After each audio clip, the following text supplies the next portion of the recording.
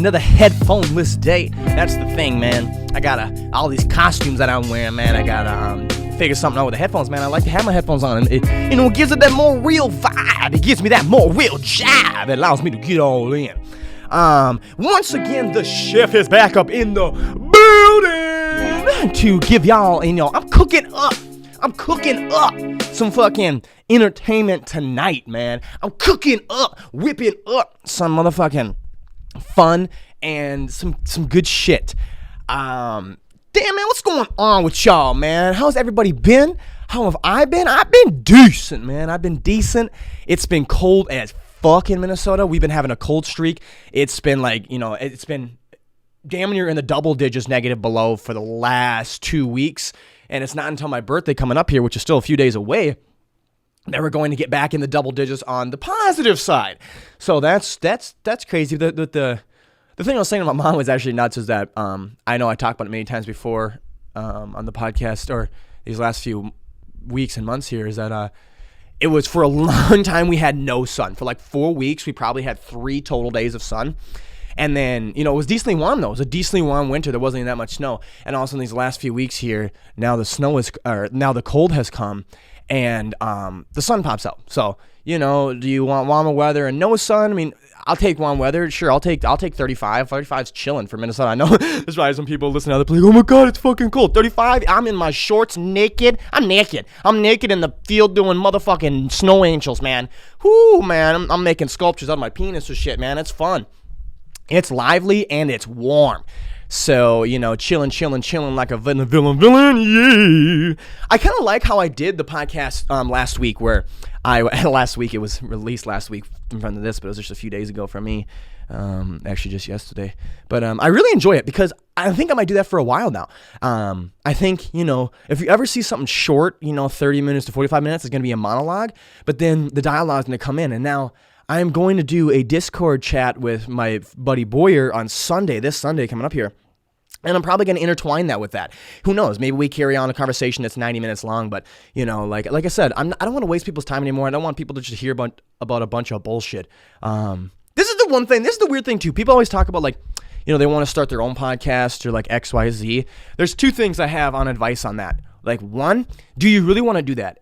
The quarantine taught me, or showed me, and everyone else, who really wants to do it and who's just doing it because they're fucking bored. I love this. I would literally do this for the rest of my life as long as this is still available to do, because I literally love to sit down and converse. Whether I'm sitting down across the table conversing with a friend, or I'm staring at a fucking camera in the corner of my room and talking to that. I love to just converse. I have flaws or not. I talk a lot. I have a lot of energy. I'm very positive, and I'm very loud and just, talk. The center of attention type thing. So you can take that as a good or bad thing. It's a bad thing in a lot of situations. It really is. I have to consciously watch myself when at social gatherings, when that is, when I'm with my friends, or it's like a holiday time and it's family. I have to watch myself to make sure I'm not talking that much. The most recent one was about 2 weeks ago. We just went over to my brother's house, the whole family did, just to have dinner and whatnot. And I remember at the end, once we were all done, I asked my mom, I was like, hey, did you, I don't know, you don't have to eavesdrop or no, but did you pick up, did you feel like I was talking about myself a lot, or was I watching them? And she said to me too, to my credit, thank God, she's like, no, I think you're getting a lot better, because the reason I asked her after this event was because, I've talked about it before. I've asked her really to, kind of be my checker. I think you need other people in this world to be your checker because of a few reasons. One, if you bring someone else on board, right, to keep you accountable, you're going to be more held accountable, because we do care what people think. There's not one person on this earth who does not care what people think. It's just not true. You're not that tough. Nobody is like that, right? I don't care any of this. I don't give a fuck what nobody thinks. And that's not true at all. I don't care what people think, but yet I still really care what people think. And what I mean by that is, I don't care if people think I'm annoying. I don't care if people think I'm not funny. I don't care if people think, all those stupid bullshit XYZ, right? I don't care if they don't think I'm cool enough, whatever. But if people don't think that I'm respectful and kind, that weighs on me. Because like I said, I say many times that, respect and kindness, I think, is the one thing, You know, you can kind of tie it in together. So let's just say respect. Respect is the one thing, the only thing I believe you owe to your neighbor. That's the one fucking thing, but I believe that you owe it like a motherfucker, dude. You owe it like a motherfucker. You can disagree. You can call somebody out. You can tell them they're wrong. All of that shit. I'm not saying, all this fake positivity, dandelions and sunshine shit. No. I'm talking literally, you just be respectful. Respectfully disagree. Respectfully call somebody out, XYZ. There's just, make sure you're grounded in logic, validation, something that's valid, a valid structure, and, hopefully factual as most of you can. But if you disagree with somebody, disagree. You can do it in a nice way. There's no need to call them names. There's no need to poke fun at their behavior or their not behavior, but like their personality. And there's no need to make fun of like their physical features and stuff. That shit's bullshit. That shit is absolutely bullshit. And you should never care with someone. You should never care if people think you're hot or not. You should never care if people like your personality, if they think you're annoying or not. You shouldn't care about that. That's all a bunch of bullshit, and that's just them. That all has to do with them. But if someone doesn't think you're kind, no, I guess you can go on that point too. You could be like, well, they only got to see a snippet of me, right? I think a lot of people probably think I'm a huge dick because the teasers I put out on Instagram and TikTok are to spark controversy. They're to make you go, what the fuck? What is he saying? But then my trick is if you were to watch the full thing, you'd be like, oh, okay, he was doing a bit. Oh, okay, right? It's to draw people in. So I guess some people probably think I'm a dick and whatnot, but and some people may think you're a dick or rude just because you disagree with them. And then again, fuck them. They're exaggerating and they're blowing it out of proportion because their feelings are hurt because you disagree with what they disagree on. XYZ. So anyway, I think what I was getting on there was that my mom was keeping me in check and I kept asking her, yeah, that was the thing. You do care what people think. And then number two, why I asked her is that we have egos. People think of ego as egotistical and arrogance, but in the terms of philosophy and metaphysics, an ego is a conscious thinking subject. So anyone who has the ability to ponder the past, present, and the future. So not most animals, right? They don't have an ego. I think we're the only ones. I don't know, but I'm pretty sure we're the only ones who have an ego. We're the only conscious thinking subject we're able to change. I don't know. Dolphins may have that. Dogs. I don't know, but I know that like deers and stuff and moose and antelope and fish, they don't know. Past and future are nothing. There's nothing but this immediate second. Like, it's not even the present. It's just like what is right now. That's why they're subject to biting your fucking corn on the motherfucking hook. Why would they want to bite a corn on a hook? Because all they're thinking about is food. And then they bite it. You take that fish up. You reel that motherfucking fish in. You roll the bitch in and you're just like, oh, what's up, fish? Ah, damn, it's a little too small. And you throw that fucking fish back. And 5 minutes later, that motherfucking fish is on your hook again. Why? Because he's dumb. Because there is no past. He doesn't remember doing that. It's all about right now. That would be what I would theorize. But, we're egos. We have egos. So, I can think I'm doing something good, right? I can think I'm toning it down, not talking that much, allowing other people to be the center of attention. However, if other people don't think that, then I'm probably really not doing that, It's easy for me to say, right? Well, I give people plenty of time. No, I know you intentionally changed and you did get better. Yes, you did get better. You got 5% better, but you're thinking you got 50% better. Oh, okay, fair enough. Thank you for checking me. So that's been feeling good. That's been a good part of me is that I've been trying to tone down a little bit. And it's just nice to have somebody there to just check you all the time. And not again, she doesn't check me in a very intrusive way. She literally checks me when I ask. Like I said, after the night was done, I went up to her and said, do you think that I was a center of attention? Do you think I did a better job than I used to? And she said, absolutely you did. And I know I did because I was really being conscious on just asking them about them. How are they doing? What are they up to? What are they hoping to do next? What are they looking forward to? XYZ. Damn. Got signed up for some stand-up. I'm going to be doing that all next week, man. I'm going to try and start doing... The cool thing about stand-up is, for being someone who struggles with chasing a high, right? So, are we going to get am I going to get high later tonight, or am I going to drink later tonight, or am I going to have my friends over? You know, am I going to spend time with a partner? XYZ. Like, all those little things are highs to me, so I'm always chasing that.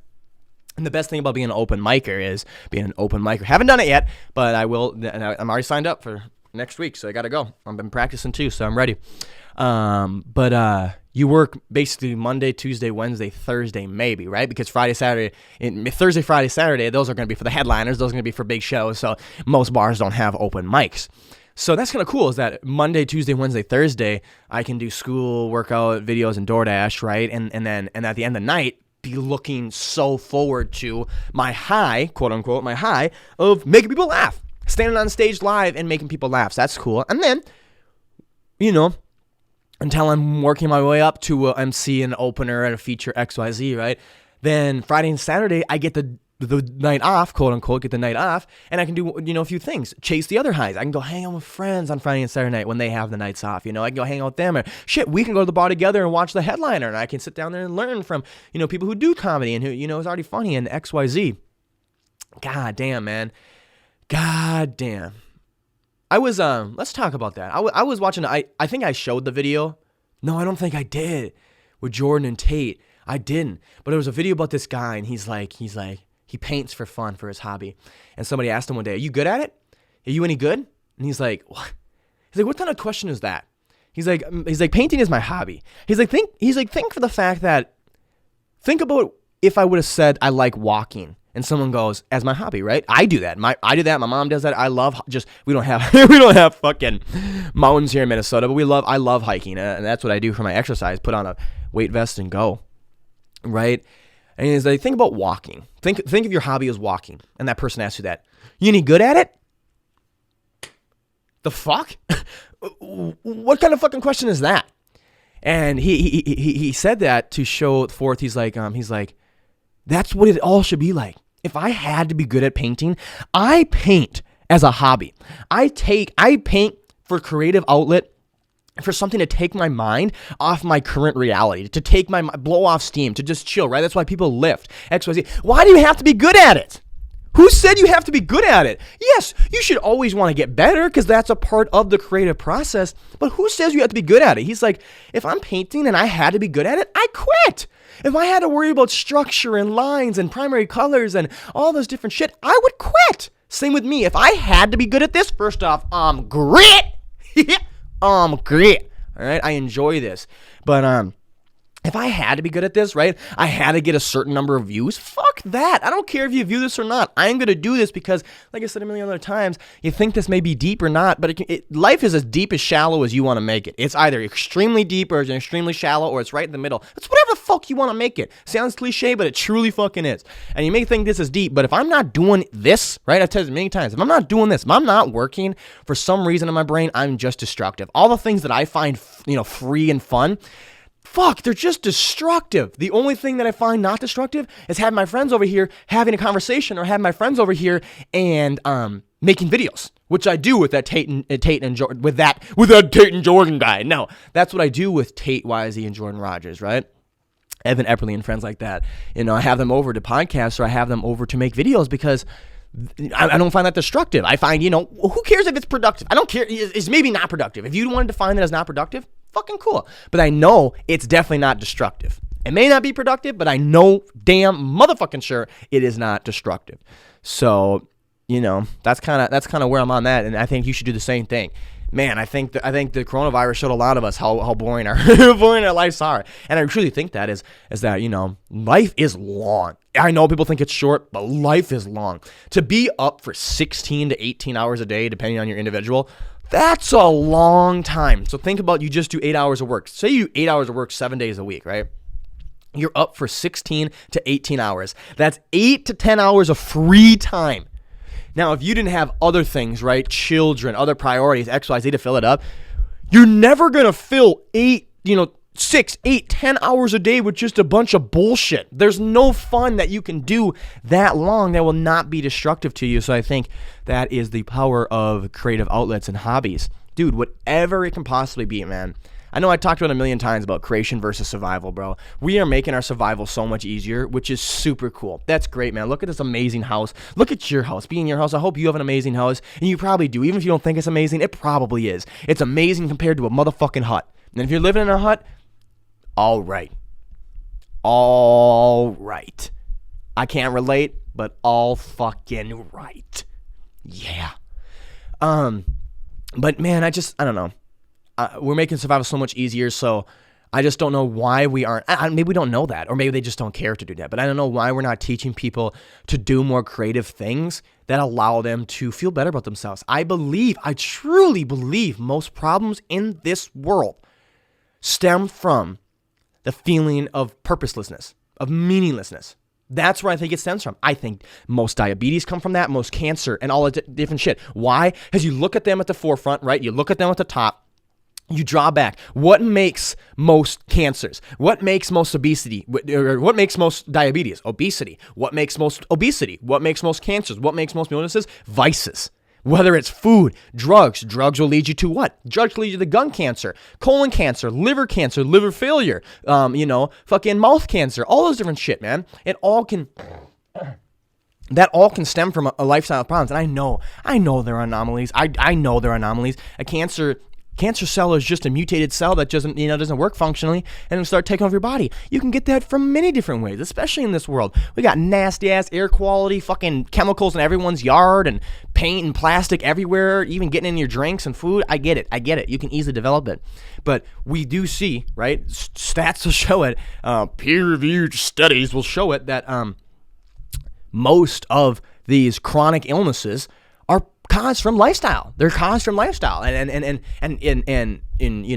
you logically think that it's just it. It's it. I've talked about loneliness many times before, and sadness and loneliness is one of the biggest killers in the world. They say ever since this COVID virus has started, right? Domestic abuse has went up and fucking suicides have went up. First off, Tim Dillon made a great point. He's like, yeah, domestic abuse is up. He's like, what the fuck? He's like, I thought when you were a domestic abuser, you just beat your wife. You just beat your kids. Like, you found time to beat your kids. But COVID is making more domestic abusers? Like, does this make, like, who are these people? They just go to work all day, they do their thing, and the moment they get locked down for 6 hours, now they're beating people?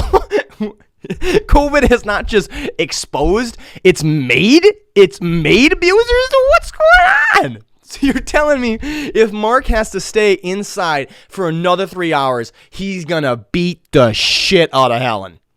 Helen, baby, you gotta get out, girl. You gotta go. Jesus. I think that's a really good point. I'm not trying to make light of it, but it's like, how has I understand how suicides have went up, right? Because being out there, doing more social things, doing work, and right, it gives you purpose. And when all of a sudden all those shit stops and it's like, lockdown, stay home, you start to feel purposeless and meaningless, right? So that can lead to more suicide. But I didn't know feeling purposeless and meaningless led to you beating folks. You're like, I feel shitty. I hate my life. I want you to die. What did I do, Daddy? Fuck you, kid. I don't know. Life's scary. Life's dangerous. And, stay safe out there, folks. I like to have a little drink of H2O every now and again, clear my throat. God, I don't know, man. It's a killer. It's all a killer. It all leads to it, bro. It all leads to it. And let's go on that. I was actually on a tangent off that. There's a big trend going on, right? Ever since that fucking girl posted that stupid ass song. I'm sorry. It's a stupid ass song, but there's a huge trend about, it's okay to not be okay, XYZ. It's okay to not be happy, XYZ. Blah, blah, blah, blah, blah, blah. No. Let's talk about this. It's not okay to not be okay. It's not okay to be happy. It is. It just factually is. You are not okay and you are not happy. It's not okay to be there. It just factually is.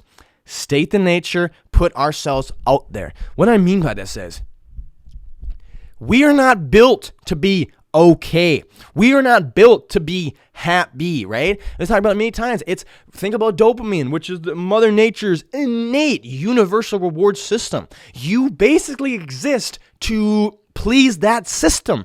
Once that system is pleased by the basic survivals, right? Your basic finding shelter, feeling warm, getting food, going on a hunt, right? Doing work to better your life. All that production stuff is on the right path, quote unquote. So you start to release dopamine, which tells your body boom, boom, boom. And that dopamine makes you really fucking happy. You are not built to have dopamine released all day. I truly believe that. And I think you can literally find that. That's why you're not happy most days. You're pretty content, or most of the time, right?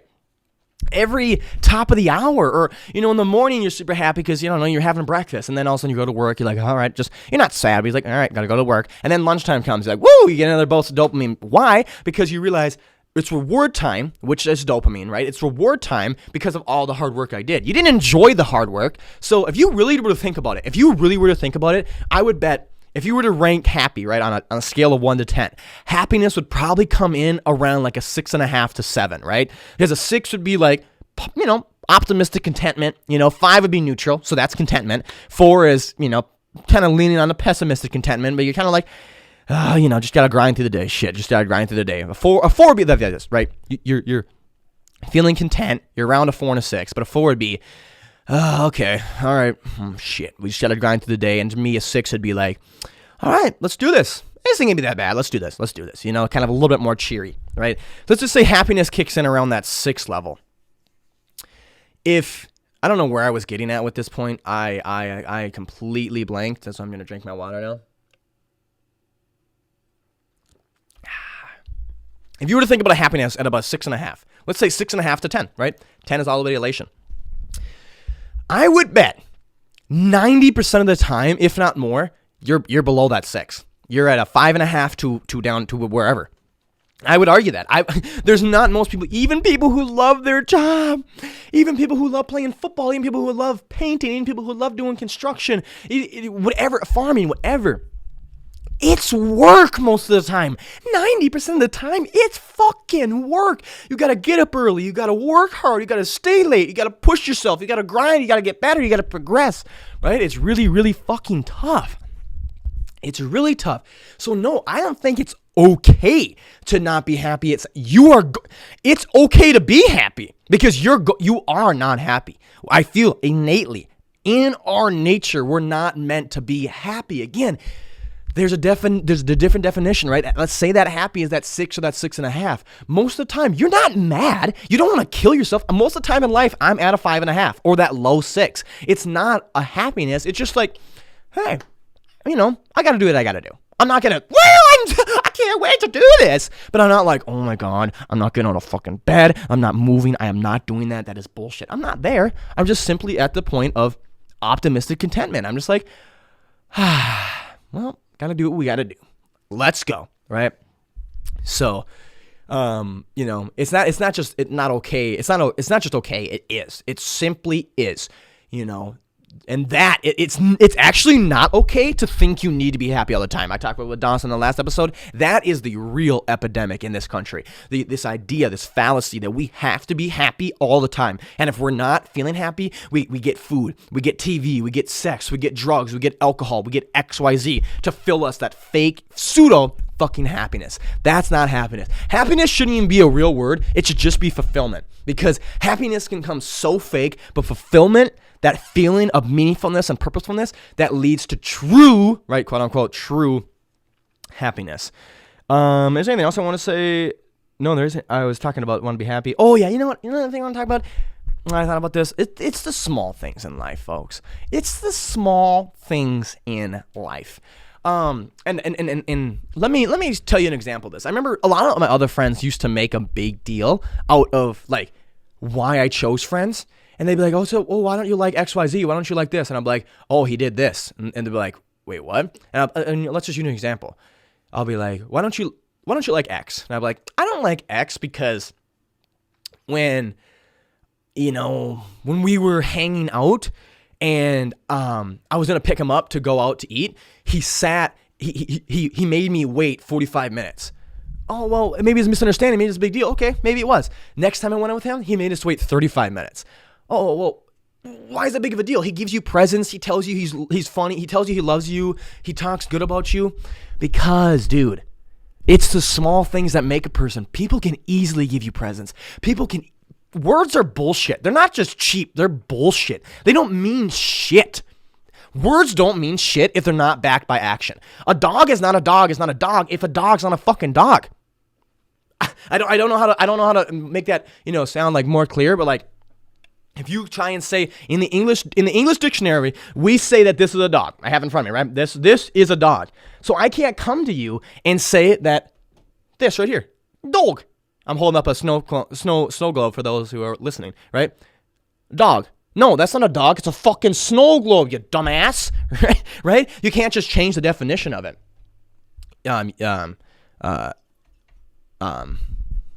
Dude, I literally forget the fucking path that I'm on all the time. But yeah, it's the small things that make a person. And so I was just like, he makes me wait. And they're like, well, what do you mean? He says he loves you. He says you're awesome. It's like, but he doesn't show it. It's not backed by his actions. If you really cared about somebody, you would not make them, and he did this every time, always made me wait so long. It's like, you don't, and I'm very communicative. I tell you, when I'm 15 minutes about to leave, when I leave, when I'm about to be there, like 5 minutes from there, and then I tell you when I'm there. I give you 4 fucking messages, and you still make me wait 30 minutes, 40 minutes, 45 minutes. That's just not true. It's the small things in life that make the big differences. It's the small things in life that mean the big things, right? It's the small things that are big meaningfully, right? Do they hold the door for you? XYZ, right? Those are all big things. And here's a simple explanation that showed me and why I love this dude. And I'll say his name because it's a good thing. And why I love this dude is a small thing. So TMKS, he's a good friend of mine. I worked with him for a while, about 3 or 4 months earlier last year because of COVID and stuff. So I didn't have a job, and then he needed some workers. Anyway, this just shows you the type of person he was in a small thing. Simply, right? I like to read, right? Especially if we're going to be not getting paid for drive time and we're driving 45 minutes a day. I'm going to read there and back.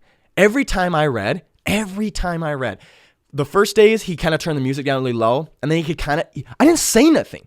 He could just tell day after day that I was still kind of like, shit, because it would kind of distract me. The music's just a little bit loud. And all of a sudden, 2 weeks in, and for the next 3 months, every time I opened my book, he would literally reach into his cabinet, grab his earbuds, and just put his earbuds in. He's driving. He owns the company, right? His dad does. He's my foreman. He's my boss. All this different shit. And he didn't have to do that. And I didn't ask him. I didn't complain. He literally could just vibe and see what I'm doing. He's like, well, if I was trying to read, I don't know what he's thinking. He's like, well, it would be respectful for me to put my fucking thing in. And not that it was disrespectful for him not to, because, again, we're in a car. Reading shouldn't come first. We're chilling. He can listen to the music too. He has every right to listen to music and drive and do his thing. But no, he turns it off, puts his headphone in, and just lets me read and does his own thing. So it's the small things, man. It's the small things that make somebody really, it's the small things that you can tell whether somebody really likes you or not. Ladies and gentlemen, you know what time it is. It is the freestyle time. It's the 30-second rip it and rip it. Yeah. Yeah.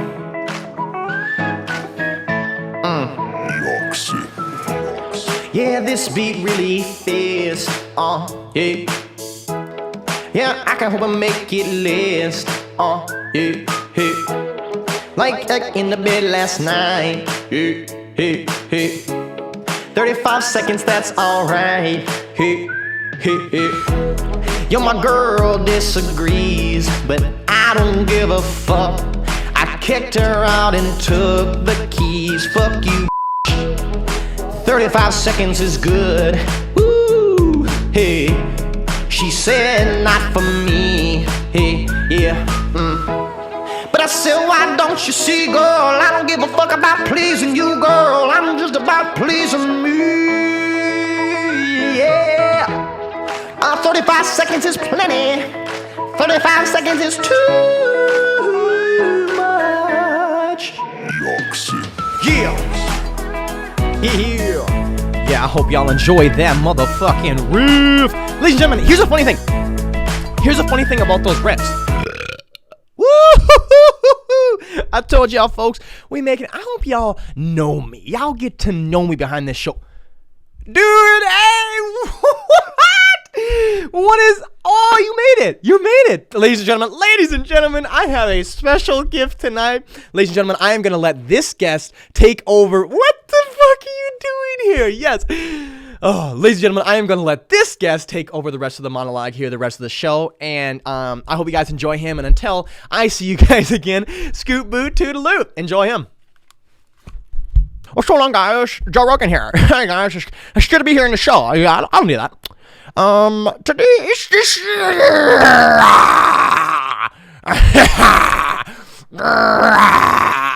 what's up, guys? Joe Rogan on the Marshal Kramer show here today. I just took some DMT. Ate some... You got some elk there? Got some elk for everybody. It's good to be on the show, guys. I'm so happy to be on the show, Marshal. Thank you so much for having me on the show, guys. Honestly, if I were to endorse anybody in the world, it would be Marshal Kramer. You guys don't understand. He is one of the funniest, intellectual, comedians or future comedians in the world. I aspire to be him. I know I'm better than him, bigger than him, but I aspire to be like him.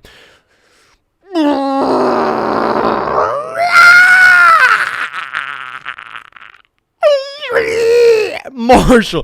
I know I got a dog named Marshal too, so me and him really connect. This is Marshal right here, actually. So right now we got Marshal and Marshal. I'm just gonna hold Marshal right here. What's up, man? Yeah. So let's just talk a little bit about, Marshal and DMT. Marshal, guys, DMT will take you to an extreme level of life. It will unlock anything you need to see. You will see extraterrestrials, you will see box visions, and you will see God. But here's the thing. You don't need DMT to get to the elite level of eliteness like myself. All you guys need to do, is listen to the Marshal Kramer show. Not this Marshal, but the other Marshal you guys know, Marshal Kramer. Not my Marshal, not my little Marshal here. The other Marshal. Guy's a fucking beast. He's a beast. Literally, I saw that. You saw that video where he did with his pre-workout. He's killed elk before with his bare hands. I killed a puma with a knife. A mountain lion with a knife. But he killed an elk with his bare fucking hands. So... I wanted to, guys. Oh, what, you want me to do that? Okay. I guess Marshal wants me to. He wants me to rap a little bit. He wants me to rap to do the little what's it called? Eric Griffin? No. Riffin. What?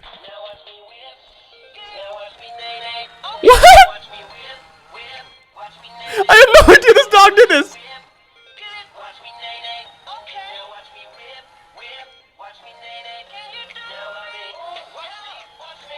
What the fuck? I had no idea this dog did this.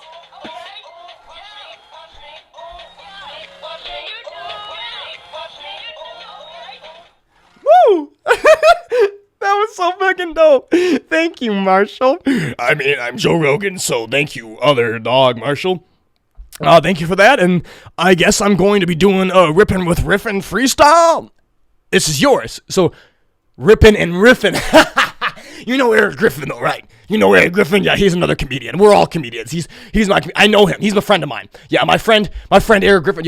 My friend Eric Griffin and my friend Elon Musk and my friend Bill Gates and my friend Bill Burr and my friend Joey Diaz and my friend Duncan Trussell and my friend Ari Shafir and my friend Burt Reynolds and Burt Kreischer and my friend Tom Segura.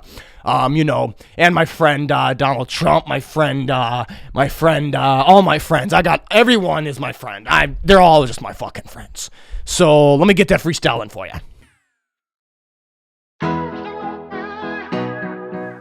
Yeah, Joe Rogan on the Marshal Kramer show. Yeah. UFC, DMT. Yeah. Hey, my name's Joe Rogan. All my brothers with Seth Rogan. Hey, yeah. I got so many friends. Everyone's my friend. And they'll be there till the end. Everyone till the end. DMT is for me. Unlock the key to eternity. Listen to your soul, and there you go. Hunting on the land for elk, yeah. Woo!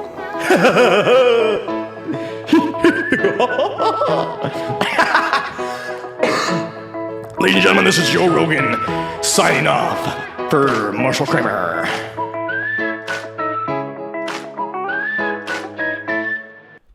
And ladies and gentlemen, I want to thank you all for having me here tonight. Especially when I'm thanking Marshal. Because I don't really have a lot of time for all this stuff, and the fact that he can get me on here, you guys should know. The fact that he can have me drive to Minnesota, or fly, I should say. Is the fact that he's a pretty super superb human. So I hope all y'all actually don't just follow him. I hope y'all get to his level and become him, because once again, my name is Joe Rogan, and I endorse. Hell on, let me get in a better view here. Yeah.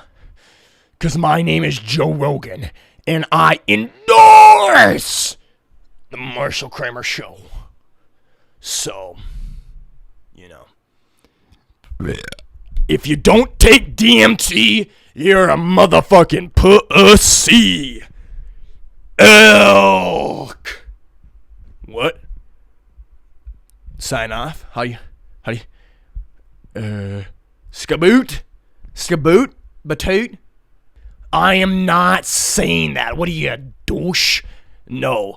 Until next time, Joe Rogan here, Marshal Kramer Show. Elk. DMT. Do you guys know Sam Kinison and Roseanne Barr got hit by cars when they were younger, and that's what messed them up and made them the most famous comedians that they are today? On it.